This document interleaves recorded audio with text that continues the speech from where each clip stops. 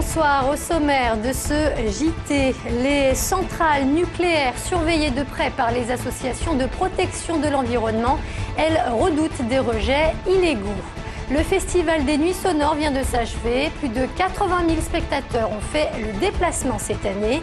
Et puis l'Asvel, privé de finale des playoffs, les Villeurbanais ont perdu samedi face à Nancy lors de leur match d'appui. Depuis quelques semaines, elles tournent au ralenti. Les centrales de la région pourraient même bientôt devoir diminuer leur production d'électricité.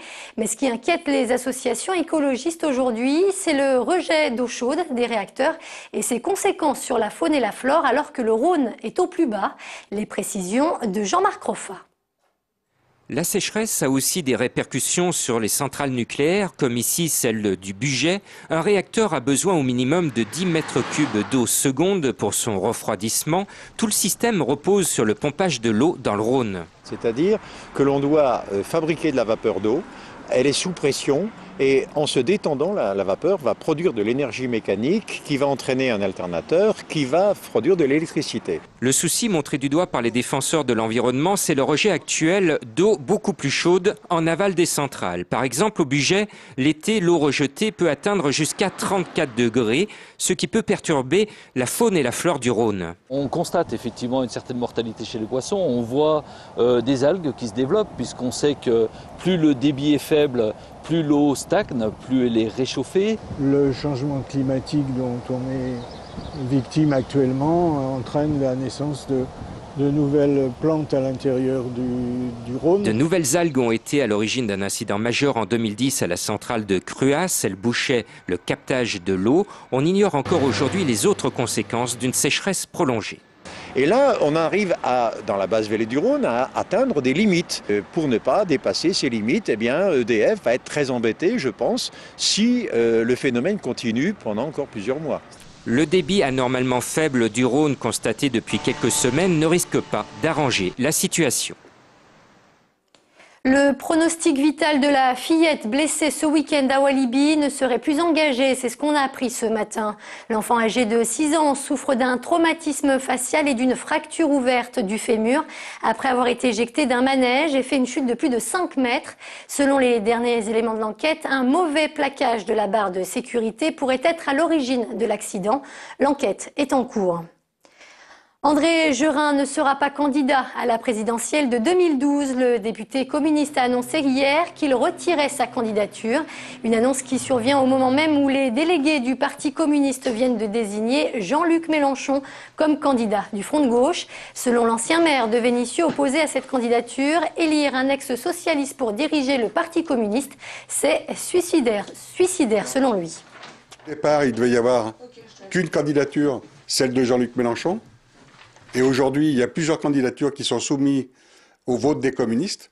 Dans ces conditions, il m'apparaît c'est important de retirer ma candidature, de participer à la mobilisation des communistes pour voter André Chassaigne.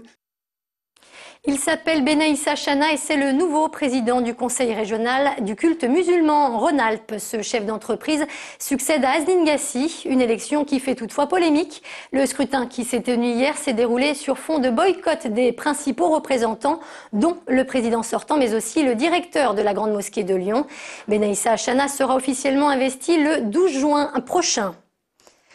En culture, présentation aujourd'hui de la programmation de Woodstower, un festival de musique très éclectique qui se déroulera cette année encore au parc de Miribel-Jonage.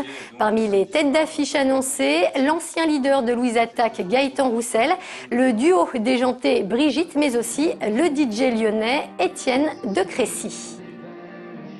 C'est l'idée de faire se mélanger des artistes d'horizons différents, des esthétiques différentes, et puis par là même créer sur ce premier week-end de septembre, qui est vraiment le week-end de rentrée, le dernier week-end de vacances, le dernier moment où on peut profiter du plein air, des plages du parc et de cette insouciance des vacances scolaires, avec de faire par cet événement-là, se mélanger les gens, se mélanger les publics, les familles qui fréquentent le parc, les jeunes qui viennent pour l'occasion. Les valeurs que porte l'association Woods Towers sont proches des valeurs que porte le Grand Parc. Il s'agit du premier éco-festival de la région Rhône-Alpes et que depuis que le parc accueille le festival de Woods Towers, on constate un développement croissant de cette manifestation.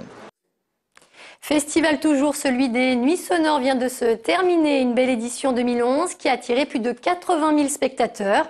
En guise de clôture, les traditionnelles siestes rebaptisées Sunday Sonore, destinées notamment au jeune public. Sur place, Céline Cléry. Chaises longues, pique-nique, chapeau et lunettes de soleil, tout l'attirail de l'été est de sortie au jardin de la Visitation. Un dimanche farniente au rythme de l'électro. Bienvenue au Mini Sundays.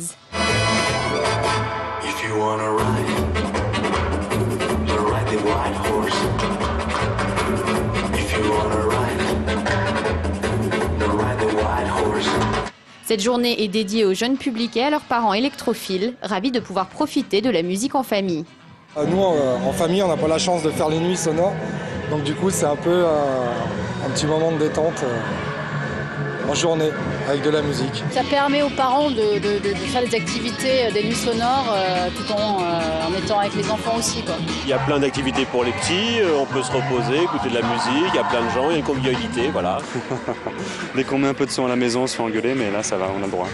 Au programme pour les enfants, des ateliers de coloriage, de peinture, d'origami et de la musique électro en veux-tu en voilà. Un bon moyen pour le Festival des Nuits Sonores de s'ouvrir à un public familial. Je pense que cet aspect ludo-éducatif ou disons ludique simplement permet des portes ouvertes à un public qui ne connaîtrait pas ce type de festival, un peu pointu, un peu niché dans une certaine musique, et donc de découvrir via un nouveau public, via un jeune public, un festival très ouvert du coup. Les enfants et leurs parents semblent conquis par cet après-midi en musique. La 9e édition des Nuits Sonores se termine après 4 jours de fête. Rendez-vous l'année prochaine pour fêter les 10 ans de ce festival.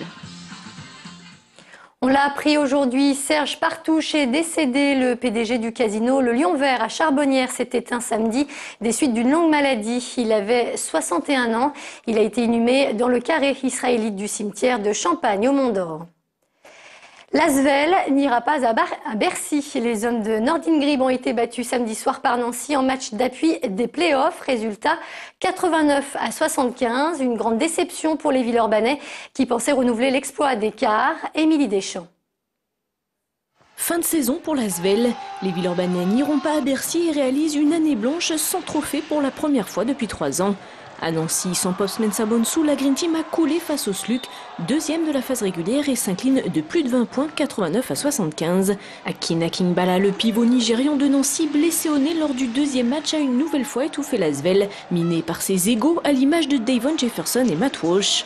Une fin de saison amère pour le club villeurbanais, plus gros budget de Pro A. La finale des playoffs opposera donc Nancy à Cholet. Du côté de l'Asvel, on prépare déjà la saison prochaine. Nordin Grib, qui a assuré l'intérim après le départ de Vincent Collet, devrait être remplacé à la rentrée par Pierre Vincent, l'ancien coach des féminines de Bourges et grand ami de Tony Parker. Quant à l'effectif villeurbanais, il sera sans doute largement remanié à cause notamment de la baisse prévue du budget à hauteur de 20%. Et le capitaine Michael Djellabal serait d'ailleurs en passe de quitter le club pour tenter à nouveau sa chance aux États-Unis. Quant aux 3 Américains, Walsh, Jefferson et Hammonds, ils ne devraient plus être villeurbanais la saison prochaine. L'Asvel qui piste Florent Pietrus, l'intérieur des Bleus pourra donc toujours s'appuyer sur ses jeunes prometteurs, mais devra reconstruire. Demain matin, Gilles Moreton annoncera lors d'une conférence de presse ici à l'Astrobal une profonde réorganisation du club à l'issue d'une saison qui aura laissé des traces. Et c'est la fin de ce JT. Merci de nous avoir suivis. Très bonne soirée sur TLM.